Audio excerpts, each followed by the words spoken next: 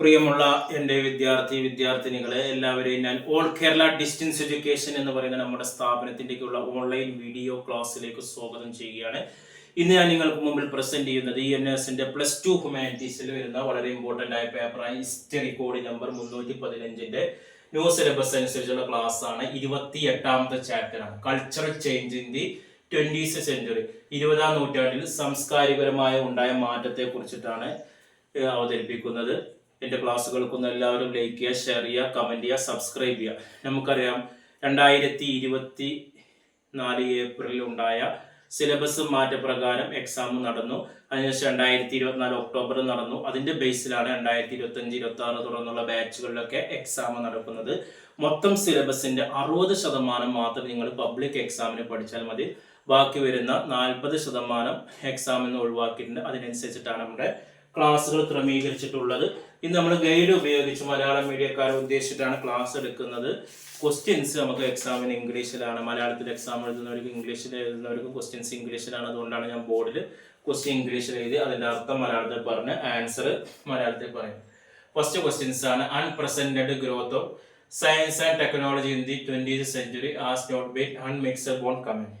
ശാസ്ത്ര സാങ്കേതിക മേഖലകളിൽ 20ാം നൂറ്റാണ്ടുണ്ടായ വളർച്ച പരസ്പര ബന്ധമില്ലാത്ത നേട്ടങ്ങളായിരുന്നില്ല. വിവരിക്കാം. 20ാം നൂറ്റാണ്ടിൽ പ്രധാന മാറ്റമാണ് ശാസ്ത്ര സാങ്കേതിക മേഖലകളിലും ഉണ്ടായ വളർച്ച. ഇത് മനുഷ്യ ജീവിതത്തിന്റെ എല്ലാ മേഖലകളിലും കാര്യമായ മാറ്റം കൊണ്ടുവന്നു. വിനോദ, വിദ്യാഭ്യാസം, ആശയവിനിമയം തുടങ്ങിയ എല്ലാ മേഖലകളിലും 20ാം നൂറ്റാണ്ടിന്റെ മാറ്റങ്ങൾ സംഭവിച്ചു. കാറുകൾ, വിമാനങ്ങൾ, റേഡിയോ, സിനിമ, TV, കാൽക്കുലേറ്റർ തുടങ്ങിയ സാറ്റലൈറ്റ് തുടങ്ങിയ ആധുനിക ശാസ്ത്ര സാങ്കേതിക മേഖല ഉണ്ടായ ചില നേട്ടങ്ങൾ മാത്രമാണ്. ഈ സാങ്കേതിക വളർച്ച ആറ്റോമിക് ഫിസിക്സ്, ഭൗമശാസ്ത്രം തുടങ്ങിയ ശാസ്ത്രീയ തലങ്ങളിൽ ഉണ്ടായ വളർച്ചയാണ് കാണിക്കുന്നത്. ആൽബർട്ട് ഐൻസ്റ്റീൻ, മേരി കുറെ തുടങ്ങിയ ശാസ്ത്രജ്ഞന്മാർ ഈ കാലഘട്ടത്തിൽ ശാസ്ത്ര സാങ്കേതികയുടെ വളർച്ചയ്ക്ക് സംഭാവന നൽകി. ശാസ്ത്ര സാങ്കേതിക മേഖല ഉണ്ടായിരുന്ന വളർച്ച ജനങ്ങളിൽ ഭയം ജനിപ്പിക്കാനും കാരണമായി. മാരകപരമായ അണുവായുധങ്ങളുടെ നിർമ്മാണം മനുഷ്യവംശത്തിന്റെ ജീവന് തന്നെ ഭീഷണിയായി തീർന്നു. രണ്ടാമത്തെ ചോദ്യമാണ്.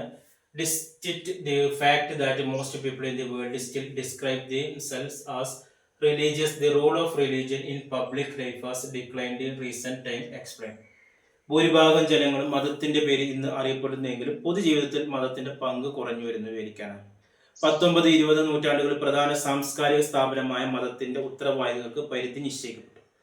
മതേതരപരമായ കാഴ്ചപ്പാടുകളും മാനവീയത, ദേശീയ ജനാധിപത്യം തുടങ്ങിയ ആശയങ്ങളുടെ സ്വാധീനവും പല മാറ്റങ്ങളും ഈ മേഖലയിൽ കൊണ്ടുവന്നു. എന്നിരുന്നാലും കൂടുതൽ ആളുകളും മതവിശ്വാസികളായി തന്നെ തുടർന്നു. മതങ്ങളുടെ കാഴ്ചപ്പാടുകൾ, ആശയങ്ങൾ എന്നിവ സാമൂഹ്യ സ്ഥാപനങ്ങളായ രാഷ്ട്രം, കല തുടങ്ങിയവ ഇത് ബാധിക്കുന്നില്ല. ഉദാഹരണത്തിന് 1990കളിൽ ഫ്രാൻസിൽ 30% വിവാഹങ്ങളെ പള്ളികളിൽ നടത്തിയിട്ടു. ഇനി മൂന്നാമത്തെ ചോദ്യം. Describe the role of education and students in cultural transformation during the 20th century. 20ാം നൂറ്റാണ്ടിലെ സാംസ്കാരിക പരിവർത്തനത്തിൽ വിദ്യാഭ്യാസത്തിന്റെയും വിദ്യാർത്ഥികളുടെയും പങ്ക് വഹിക്കുക. ശാസ്ത്രീയവും മതേതരവുമായ അറിവിനെ ലക്ഷ്യമാക്കിയുള്ള വിദ്യാഭ്യാസ സമ്പ്രദായം 20ാം നൂറ്റാണ്ടിൽ വളരെയേറെ വളർച്ച പ്രാപിച്ചു.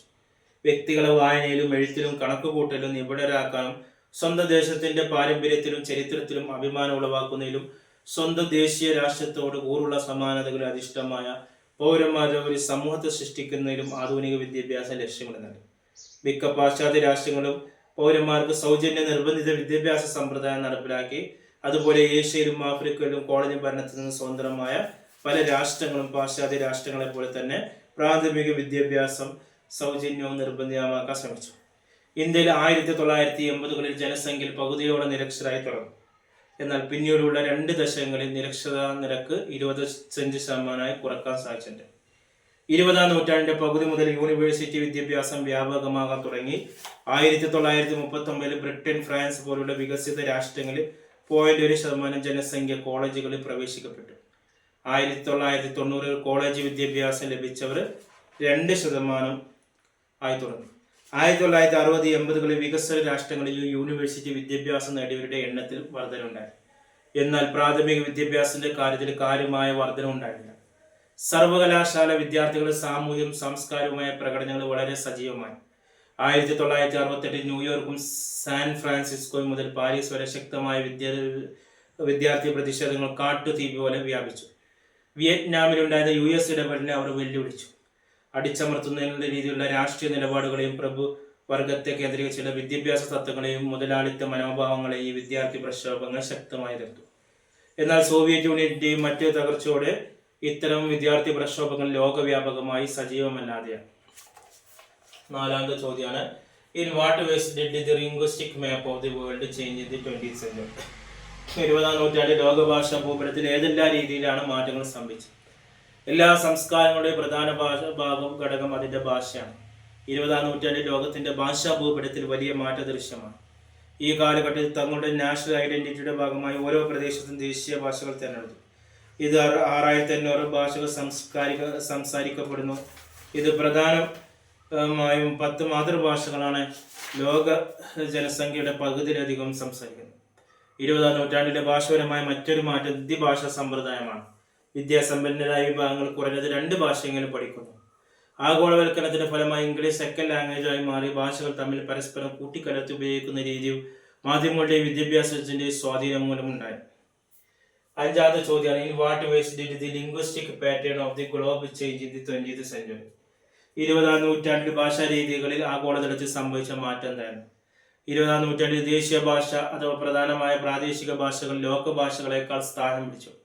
ഓരോ രാജ്യവും ഔദ്യോഗികമായ ഒരു ഭാഷ രാഷ്ട്രഭാഷയായി അംഗീകരിച്ചു. അതേസമയം ഇംഗ്ലീഷിന് ആഗോള ഭാഷാ പദവി ലഭിച്ചു. 6ാമത്തെ ചോദ്യമാണ്, give two example each of revolutionary and slow mode of change in the 20th century? 20ാം നൂറ്റാണ്ടിൽ സാക്ഷ്യം വഹിച്ച വിപ്ലവകരമായ മാറ്റത്തിലും സാവധാനത്തിൽ സംഭവിച്ച മാറ്റത്തിന് ഉദാഹരണം നൽകുക. വിപ്ലവകരമായ മാറ്റങ്ങൾക്ക് ഉദാഹരണമാണ് 1917 സോവിയറ്റ് യൂണിയന്റെ ജനനവും ഏഷ്യൻ ആഫ്രിക്കൻ കോളനികളുടെ സ്വതന്ത്ര പ്രാപ്തിയും. സാവധാനത്തിൽ സംഭവിച്ച മാറ്റങ്ങൾക്ക് ഉദാഹരണമാണ് സാംസ്കാരിക മേഖലയിൽ ആഗോളതലത്തിൽ സംഭവിച്ച മാറ്റങ്ങൾ. വിദ്യാഭ്യാസ സ്ഥാപനങ്ങളുടെ വികാസവും അതുപോലെ വാർത്താവിനിമയ മാധ്യമങ്ങളുടെ ആഗോളവൽക്കരണത്തിന്റെ വ്യാപനവും വഴി ഉണ്ടായ സാക്ഷരതാ വ്യാപനം, പുതിയ പ്രത്യയശാസ്ത്രങ്ങളുടെ വളർച്ചയും സാംസ്കാരിക മേഖലകളിൽ സംഭവിച്ച സാവധാനത്തിലുള്ള മാറ്റങ്ങളുമാണ്. ഇത്രയാണ് ഇതിൽ വരുന്നത്. ചെറിയൊരു ചാപ്റ്ററാണ്. എന്തെങ്കിലുമൊക്കെ സംശയം ചോദിക്കാം. എല്ലാ വിഷയങ്ങളുടെ ക്ലാസ്സുകൾ നമ്മുടെ ചാനലിൽ അവൈലബിൾ ആണ്. ഞങ്ങൾ ചാനൽ സബ്സ്ക്രൈബ് ചെയ്യുക. മലയാളത്തിലുള്ള എല്ലാ വിഷയങ്ങളുടെയും ഗൈഡുകൾ ആവശ്യമുള്ളവർ വാട്സപ്പിൽ കോൺടാക്ട് ചെയ്യുക. അഡ്മിഷൻ സംബന്ധമായ കാര്യങ്ങൾക്ക് 1 മാസം കൊണ്ട്, 2 മാസം കൊണ്ട്, 3 മാസം കൊണ്ട്, 6 മാസം കൊണ്ട് SSLC +2 ഇന്ത്യയിൽ മുഴുവൻ സ്റ്റേറ്റുകൾ നമ്മൾ അഡ്മിഷൻ കൊടുക്കുന്നുണ്ട്. അഡ്മിഷൻ എടുക്കാൻ താല്പര്യമുള്ളവർ എൻ്റെ വാട്സപ്പ് നമ്പർ കോൺടാക്ട്. അതുപോലെ ഇഗ്നോ ശ്രീനാരായണ ഗുരു യൂണിവേഴ്സിറ്റിയുടെ ഡിഗ്രി PG അഡ്മിഷൻ നമ്മൾ നൽകുന്നുണ്ട്. അതിൽ ബോസ് എഡ്യൂക്കേഷൻ്റെ കീഴിലുള്ള ഓൺലൈൻ +2 SSLC നൽകുന്നുണ്ട്. കൂടുതൽ വിവരങ്ങൾക്ക് നമ്മുടെ ഡിസ്ക്രിപ്ഷൻ ബോക്സ് നമ്പർ ഉണ്ട് 9037114679. Okay, thank you.